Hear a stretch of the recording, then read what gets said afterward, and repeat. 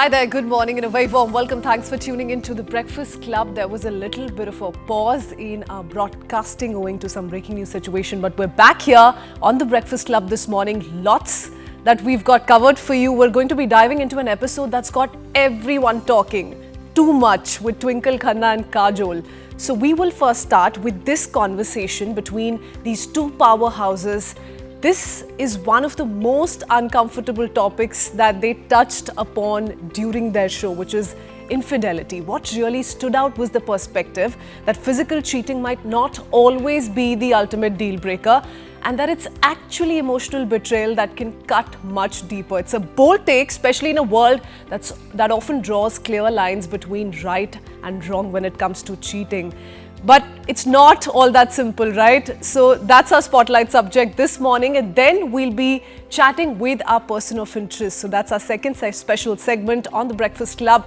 He is an organic ice cream brand owner who's redefining indulgence with all natural ingredients and guilt-free flavors, and also doing this in a highly sustainable way, by the way. So we'll be going over to Suhas, and then we'll be taking you through an exclusive chat with cricket star Sneh Rana, where she opened up on India's historic World Cup win and how the team cut off from social media to stay positive and keep concentrating on the game instead. That and much more coming up this morning.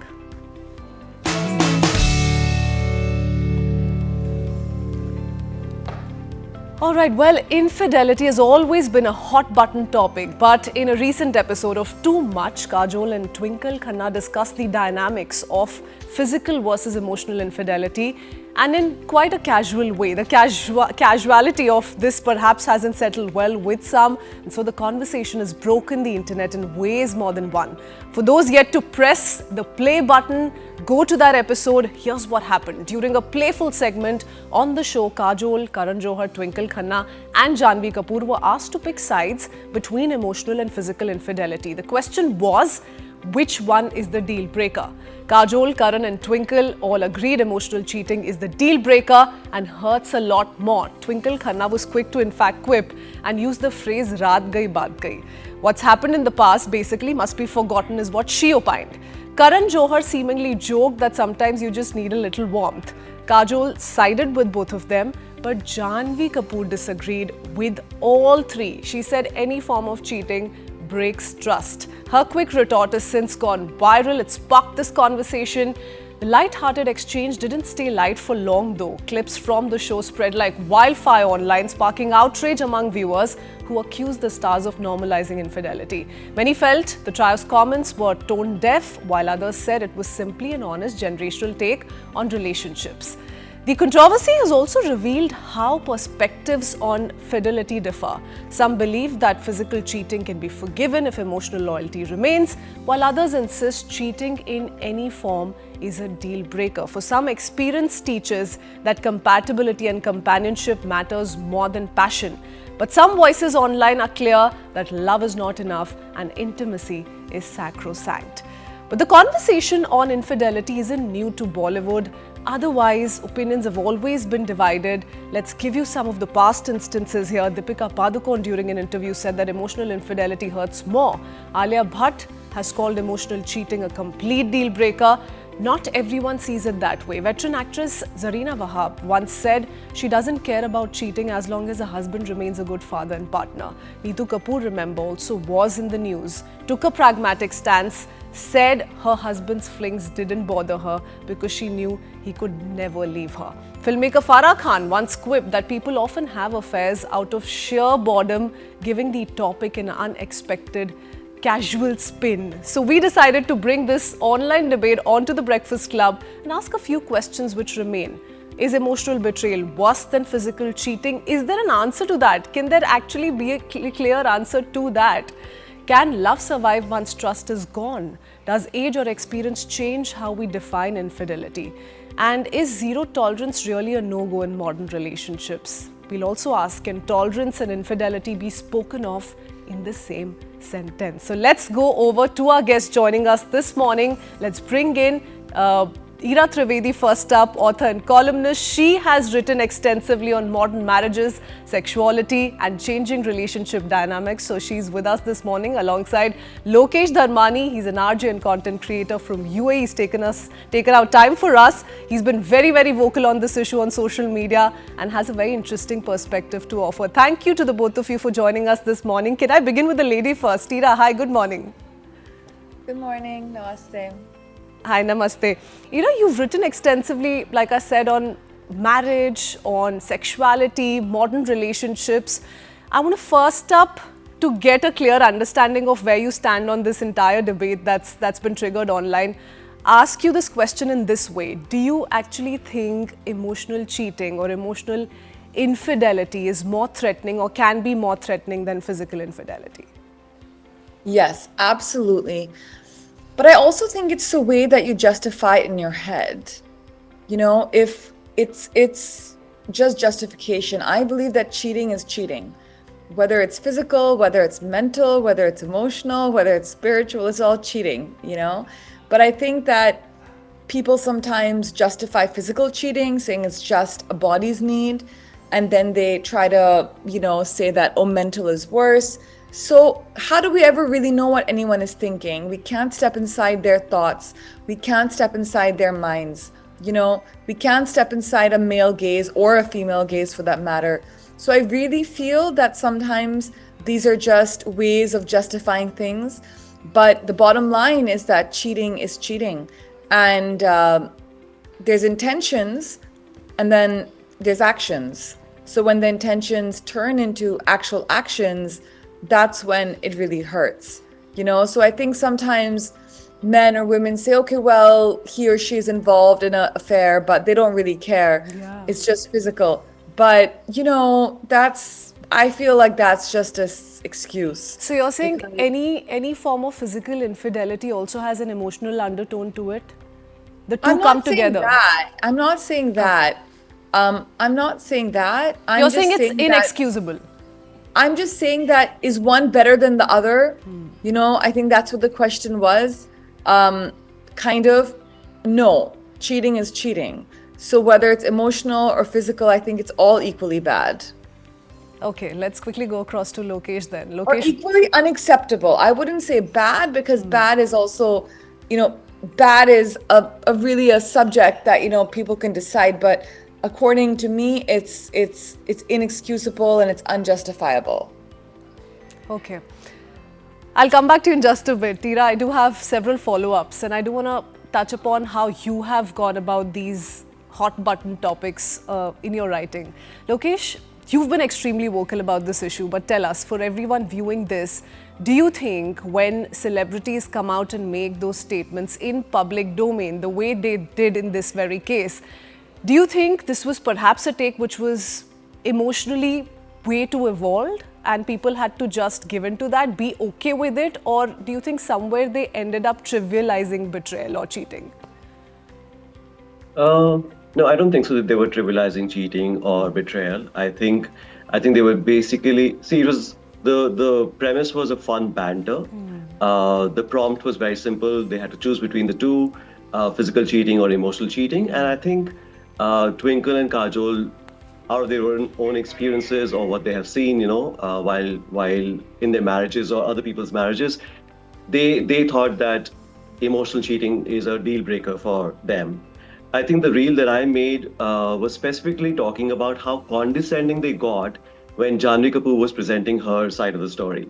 So to answer your question, no, I don't think so. They were normalizing or trivializing cheating at all. I think they were just sharing their own experiences. But I think celebrities, when they are sharing their own experiences, the narrative and the way they speak, they should be mindful of that. I'm all empathetic for all the experiences and all the kind of trauma that you must have gone through in your marriage, or whatever reasons that were there for you to stay in the marriage and all that. I can be completely empathetic about it. But the moment you start defending cheating, or the moment you start becoming condescending towards a young actress, who's actually making sense and saying that cheating should not be allowed in any case, I think I have a problem with that. Just to give you an example, in my reel again, I spoke about Zarina Bhav. She spoke about cheating, and she almost defended the husband, saying, "Baha jaise bhi the, but he would come back home, and he was a great husband, and he was a great father," and that kind of normalizes cheating. So I think celebrities, while they're expressing their own experiences, it should be all welcome. But at the same time, the way they say it, especially when they try to defend it, then it kind of becomes a little problematic. Problematic only because you're, in a sense, normalizing it. It's okay if your partner ends up physically cheating on you. Ira, would you agree? Is there a problem there? Because if you have, let's say, following in millions typically, you're also leading by example. So there are people who are unfortunately going to be able to quote you tomorrow and say, look, there's a Kajol or a Twinkle Khanna who said it's okay, it's forgivable. Absolutely, absolutely. And I think especially, celebrities, they have some kind of a responsibility because they're aspirational, they're inspirational to so many people. And especially in places like India where there's such a craze for Bollywood. You can either lead your life as a very positive influence or end up being a little bit of a negative influence. So I do think that absolutely Bollywood can have an influence, not just the actors, but also movies. And there's several films that have come out now, which kind of showcase a little bit of this infidelity and what can happen. And there was a recent film called Love Yakba, which was, two young people looking at each other's phones for a day and then them sort of questioning each other, like the marriage. That's just one example. I thought that was a very relevant film, but there's so many others that are coming out on this topic because it's very, very relevant. Lokesh, you spoke of that condescending tone which was particularly problematic with you. Would you say, and taking off from that point, would you say that the next gen, the Gen Z, put it how you want to, is much more evolved or perhaps has zero tolerance for cheating, for infidelity, or is it the other way around? Because they also come with this huge, massive digital exposure, which has sort of blurred the lines between what's right, what's wrong, what counts as cheating. You have sexting, for instance, that's one terminology. You also have online flirting, or harmless flirting is what many say. Do you think that's happened instead? I wouldn't really make a sweeping statement, calling the entire generation more evolved or anything. I just feel that each generation, they have their own kind of, struggles with Yeah, because it infidelity stood out and very cheating. starkly, at least in this case. Janvi Fair. put her foot down and she said, no, Yeah. none of this should happen in the first place. Yeah, yeah, and you're right about the lines being blurred. I think on one hand, whenever we are having these conversations, online conversations, it's at least establishing the fact that there can be different kinds of cheating. I don't think so. The previous generation from mine, like my mother's generation, would even know the difference between emotional cheating and physical cheating and financial cheating and all kinds of cheating, right? At least there are conversations. The Gen Z, they are forthright. They're talking about it. So now you see that there can be different kinds of cheating. But you're right, especially in the digital world. I feel what is cheating? Liking somebody else's picture at midnight, does that count for cheating? Sliding into someone's DMs, blurring lines between good friendship and flirting, following your ex, So I think this generation, especially in the digital era, they are also trying to kind of understand what accounts for cheating and what doesn't account for cheating. Also, I would like to add one more point, if I may. The previous question that you were talking about the celebrities, I definitely feel that they are, influential people and they should be more mindful of how they're saying it. But I also feel that they should be able to share their own experiences. But like I said, the narrative definitely is very, very important. Also, because I think over the years, over the decades, we have socialized and conditioned women to make peace and to, when a man cheats, we always say, you should have the burden, the moral burden of making it work. You should forgive the man. Please make it work. It's your family. What about kids? Are men will be men. But he lets you spend your money, no? He doesn't raise his hand, no? He just cheated once in the marriage, right? It's not a big deal. So I think the onus is always on the women. And especially when these celebrities are sharing their personal stories, they can share their personal stories about whatever reasons that they stayed in a bad marriage or they put up with cheating, but they should not normalize it for the young generation. And if especially if Janhvi Kapoor is kind of putting her foot down, you should give her space to let her opine her thoughts and respect them. Okay, Ira, that's a very interesting, topic that he's just touched upon, which is whether there is a gender dynamic here. And you've written so much about this. Do you think that's true in today's day and age as well? That if a woman is cheating on a man, it is treated as unforgivable, and that's really not the case if it's the other way around? No, I think it's not worse if women do it, or it's not worse if men do it. I think men end up doing it more, for sure. And I think But it's does the just society react differently? There was a time when the society would react differently. Do you think that's changing? what I feel is that because it's more common for men to cheat, because it's more infidelity with men is more common, a lot of maybe it's a physical reason. A lot of times their physical needs are more than women. I mean, there's different reasons that people come up with that psychologists and experts talk about. But the truth is that India, because it's a patriarchal society still, we're becoming better, but because essentially we're still pretty patriarchal. Then when a woman does anything wrong, there's always more eyes on her, whether it's family or society. There's always more fingers pointed at her. So that's definitely the case. But it's also a factor of because it's just more common with men. People have just seen it a lot more with men. So when a woman does it, it's a little bit more of an anomaly still, If there's 10 men who we find out about cheating, we may find out about one woman cheating. So I do feel that sometimes that happens. Also, as I said, in essence, we're a patriarchal society. Let's not be too harsh on the celebrities here, because very clearly, I mean, to be fair to them as well, this wasn't a whether or not physical cheating is okay. This was what would you rather pick between the two. So I want to just highlight that here, as Lokesh has also been attempting to do. But another follow-up that comes to my mind very quickly then, since we're zooming out a little and really using this as an opportunity to get deep into this conversation, do you think love in today's day and age is more about connection and compatibility than exclusivity? Are you looking at that shift overall? It's a tricky question. Ira, that was for you. Oh, sorry, that was for me. I thought that was for Puneet. Could you just repeat the question again? No, I was just meaning to ask if in today's day and age you think compatibility and emotional bonding is placed over and above, let's say, exclusivity in relationships. I think I think it's so individual. I think each couple's individual relationship is so subjective. And in this day and age, there's no longer that one kind of relationship anymore. You know what I mean? There's no longer that one kind of relationship anymore. It's really about I think there's so many permutations, combinations. You have people in amazing relationships that have never been married that have children together. Yeah. You have people who have been together for years and they have a fully married life, but they also have other partners on this, who they have great relationships with.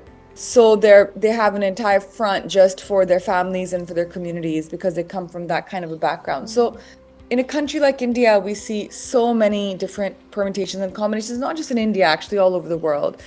And a lot of it's becoming normalized. A lot of it's becoming normalized. In Europe, in the West, if you haven't been married and you have a child, it's normalized. So and would it's you getting say more and no more one size normalized. fits all? Can that be No used one here? size fits all. And India is a place where people, especially an older generation, likes to have one size fit all, but unfortunately, that's just not the way that I would, that's just not the way that it is. Okay, Lokesh, now you having reacted on social media the way you did, A lot of interesting comments, I'm sure, came your way through as well when you posted those reels and came out with your own analysis. Can you put out some interesting examples for us? Can you tell us if there's any reaction that sort of touched you in any way, which you must convey to our viewers this morning? I feel every time I talk about cheating and every time I make a reel on cheating, there are always very interesting comments coming my way. There was a movie that came a couple of months ago on Netflix called Aap Jaisa Koi, where one of the characters, was felt unseen in a marriage, and she chose to like kind of find love outside. And I made a reel about that, and people were commenting rather furiously, I would say, on that. What we were talking about, and I think this is the regular sentiment that I get to see in comments. What we were talking about, different rules for men and women, especially when it comes to cheating. What you were talking about, when a woman cheats, it's unforgivable, but when a man cheats, it's more accepted. I completely believe that. Look at the pop culture that we've had, so far in our movies. Look at the kind of films that we have made, right? No Entry, Thank You, BB Number One. All these movies, Kis Kis Ko Pyar Karu. We made Shauqeen in 1980s. We made Shauqeen in 2014. We are making remakes, and in all these movies, they're all comedies. Okay, and in all these movies, men of different ages, old men, young men, middle-aged men, they're all very casually shown cheating, and it's celebrated. These are blockbuster films. Now, on the other side, look at the films that have shown women cheating. We had an Astitva somewhere in the 1990s starring Tabu. Then we had Aap Jaisa Koi.